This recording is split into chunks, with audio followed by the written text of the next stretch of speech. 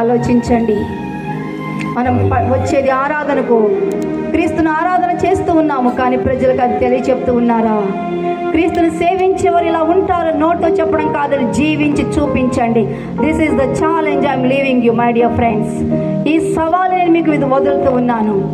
క్రీస్తు వలె జీవిద్దాం. క్రీస్తు కొరకు మనం జీవిద్దాం. క్రీస్తు రాకడలో మనం ఎత్తబడదాం. ఏ మరణము, ఏ పాపము, ఏ శాపము, ఏ అనారోగ్యము మన మీద ఏలుబడి చెయ్యదు. కారణం, క్రీస్తు యొక్క రక్తం మనం ముద్రించింది. క్రీస్తు రక్తము చేత మనం ముద్రించబడ్డాం. హల్లెలూయా, హల్లెలూయా, హల్లెలూయా, హల్లెలూయా. ప్రియులారా, అందరూ ప్రార్థనలో ఉందాం. ఒక్క నిమిషం ఎవరికి వారు స్వపరిశీలన చేసుకుందాం. ప్రభువా, ఇదిగో తండ్రి, నీ వాక్యం విన్నాం. జీవితం చాలా చిన్నది, ఈ ప్రయాణం చాలా చిన్నది నాయనా. కానీ చిన్న ప్రయాణంలో ఎన్నెన్నో తొందరపాట్లు, ఎన్నెన్నో సమస్యలు, ఎన్నెన్నో ప్రభా ఇరుకులు, ఇబ్బందులు, అనేక వాటి గుండా మేము వెళుతూ అనేక సార్లు తొందరపాటులతో, కలవరాలతో, గలిబిలితో ప్రభు రకరకాలైన అవిధేయతలు, పాపాలకు లోనైపోతున్నాం. ప్రభా, ఈ రాత్రికాలం నీ వాక్యం ద్వారా మాతో మాట్లాడావు.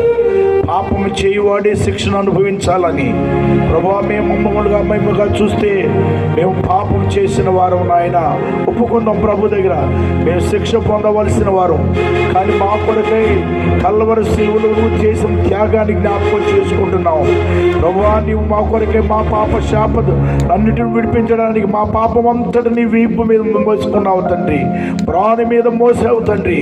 ఇదిగో తండ్రి, క్రీస్తునందున్న వారికి ఏ శిక్షా విధియు లేదంటున్నావు. నీ కృపను బట్టి నీకు వందనాలయ్యా. ఇంకా ప్రభు, ఎవరైనా ఇంకా అంగీకరించిన వారుంటే ఇదే మిక్కిలి అనుకూల సమయం తల్లి. దేవుని వాక్యం విన్నావు కదా, బహుతేటగా ప్రభు తన దాసురాల ద్వారా నీతో మనతో మాట్లాడారు. అనేక విధాలుగా భగవద్గీతను గీతను ఉద్దేశించి మాట్లాడారు, ఖురాన్ను ఉద్దేశించి మాట్లాడారు, బైబిల్ గ్రంథాన్ని ఉద్దేశించి మాట్లాడారు, అనేక వేదాలను ఉద్దేశించి మాట్లాడారు.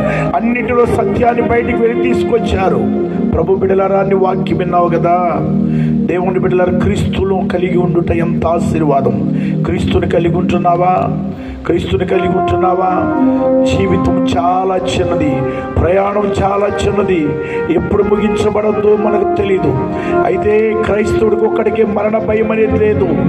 ఒకవేళ ఇక్కడ పోతే ప్రభుతో కూడా ఉంటామని